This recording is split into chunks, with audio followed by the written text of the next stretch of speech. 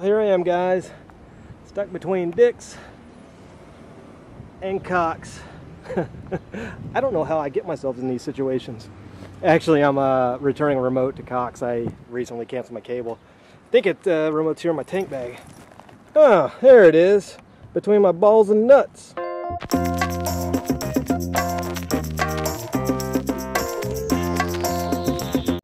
Hey guys, it's Billmaa here.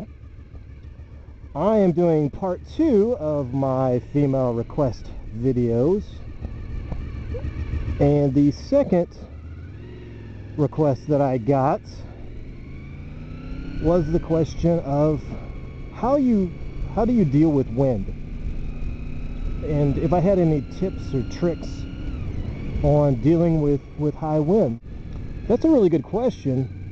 Unfortunately, I don't really have a good answer because there's not really any tips or tricks I can give on how to deal with wind.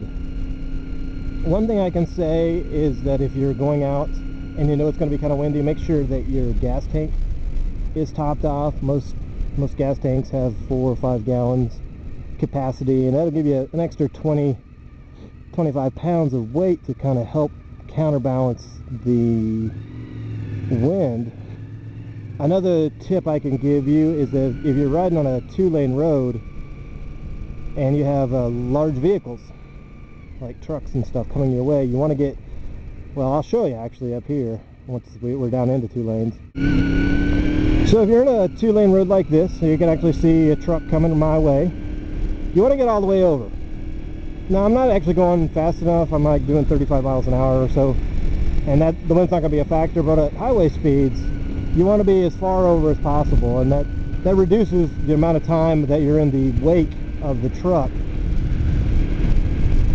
And if you're on a 4-lane road and you're actually passing a truck, you also want to get as far over as you can, and make sure you do it efficiently. You don't want to spend any more time than you have to in the wake turbulence of that large vehicle. But other than that, there aren't really many tricks to getting around wind. The one thing I can tell you though is that it is psychological mostly, and that as you gain more experience, it gets a lot easier to deal with in your brain. And for that, I can relate another story, like I do. Story time with Billmaa. Back in 2001, I had purchased a 250 Ninja for my wife at the time, and I bought it on eBay,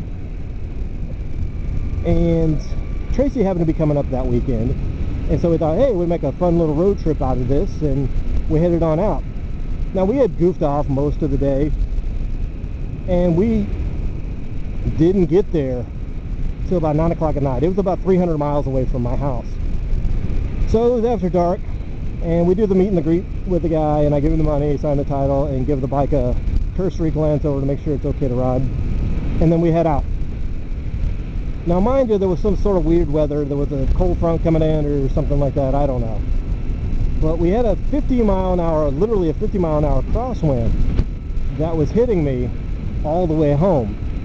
Now, it wasn't directly off my front, it was about to my 10 o'clock.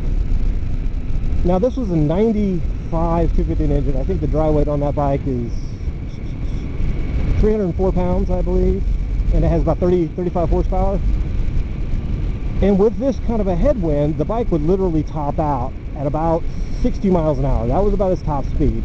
It probably would have went maybe 75-ish if I would have pushed the thing to redline, but riding by 300 miles at redline is not really good for it. So 60 miles an hour is really all I can manage out of the motorcycle. Now, we're on the highway and the speed limit was 70, I believe, so semis were passing me up pretty vigorously. And I felt like I had the bike just leaned over crazy, and every time a semi would pass me, it would just totally disrupt me, because I'd be in the headwind and then I'd be in their draft and then in the headwind, and the bike would just shimmy and shake, and it really bothered me. Fortunately for me, about 50 miles down the road, I needed to stop for gas. So I stop, and Tracy comes over to me while I'm pumping up gas, and he says, hey, you want to tag out and let me ride it for a little bit? And I was like, cool, you know, that'll take a little bit of stress off my plate to take a break from this thing. So he rides it. Now I'm in the car.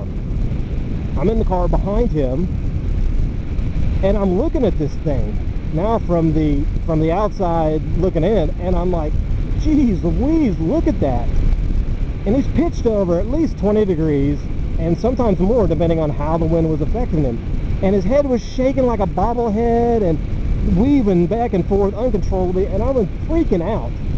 I was just like, oh man. Just then it started to rain just a little bit, just enough sprinkles to hurt your visibility, enough sprinkles that the headlights would star up in your visor, and I was just like, oh, that's awful. That is just so uncomfortable. So about 50 miles down the road, he stopped because he's wanting to brake, because he's just like white knuckled this thing for the last hour or so. And so he's like, you want to ride this? You know, you want to tag out and let me have a break. So I'm like, okay, yeah, it's time for me to ride the thing. And I get on the thing, and now I have it in my head of what I saw when Tracy was riding it. I saw how bad it looked from the outside, and so psychologically I am freaking out. And I'm just thinking that I'm so far over, I'm gonna start dragging peg and lip and asshole and everything like that, and I'm just flipping out. And the more stressed I get, the harder I am having a time to concentrate. And I get about 30 minutes into this, and I pull over. I see an exit for a really semi-nice hotel, and I pull off, and I was like, hey dude, I can't do this, you want to ride it? And he's like, no, I don't want to ride it. And so we decided that screw it. You know, it's about 11:30 at night by now. It's starting to rain a little bit heavier. We're going to camp up for the night and say, forget it. We could not get this little 250 Ninja home.